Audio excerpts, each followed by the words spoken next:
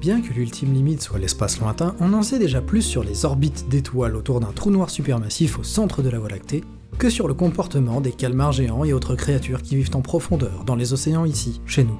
L'eau ayant une profondeur plus grande qu'1 kilomètre recouvre plus de 60% de la planète, ce qui signifie qu'on en sait bien peu sur l'environnement le plus commun sur Terre. Dans ce milieu, des créatures bizarres ou délicieuses ont appris à survivre dans une obscurité constante, sous une température quasi glaciale et une pression extrême. C'est-à-dire qu'il y a là très peu d'oxygène, de nourriture et de compagnie. Pour survivre dans cet environnement, il faut s'être adapté de façon extraordinaire. À 1000 mètres de profondeur, la pression est plus de 100 fois ce qu'on vit à la surface, assez pour comprimer l'air d'une balle de foot à la taille d'une balle de ping-pong, et demi.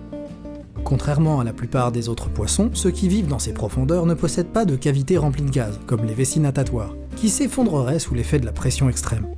Les poissons des eaux super profondes possèdent en fait bien souvent un squelette minime et une peau gélatineuse, parce que la seule manière de résister à la pression extrême des eaux profondes est d'avoir de l'eau comme charpente structurelle. Jusqu'à récemment, nous avons laissé les poissons des profondeurs tranquilles, mais comme les zones de pêche côtière ont fini par s'épuiser, les pêcheurs sont partis plus loin en mer, où ils ont trouvé beaucoup de gros et délicieux poissons. Et après avoir épuisé la zone proche de la surface, ils ont simplement pêché plus profond. Cependant, la pêche en haute mer change les règles du jeu, car si ces poissons sont remarquablement bien adaptés aux pressions des profondeurs, ils sont remarquablement inadaptés pour gérer les pressions de la pêche moderne. Les basses températures et la rareté de la nourriture font que moins de poissons vivent dans les abysses, et ceux qui y vivent grandissent lentement, ce qui veut aussi dire qu'ils se reproduisent lentement. Par exemple, les oplostètes oranges, ou poissons-montres, ou empereurs, vivent souvent plus d'un siècle entre 500 et 1500 mètres sous la surface de l'océan. Dans le meilleur des cas, ils peuvent remplacer 6% de leur population chaque année, tandis que les poissons des hauts fonds, comme le cabillaud, le maquereau et le hareng, reconstituent la moitié de leur population sur la même durée, en supposant qu'on ne les pêche pas.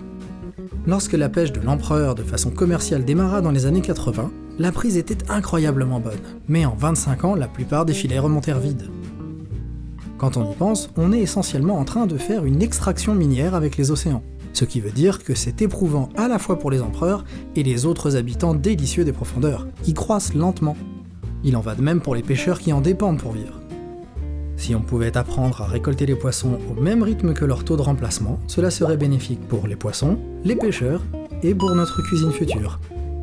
Car, alors qu'on peut toujours miner les astéroïdes pour extraire des minéraux et des métaux précieux, il n'y a à notre connaissance pas de poissons dans l'espace. On devrait donc probablement se soucier de la protection de ceux que nous avons ici.